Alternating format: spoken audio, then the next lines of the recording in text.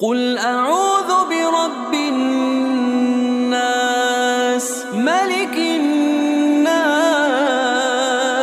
إله الناس من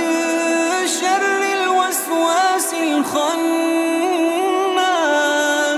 الذي يوسوس في صدور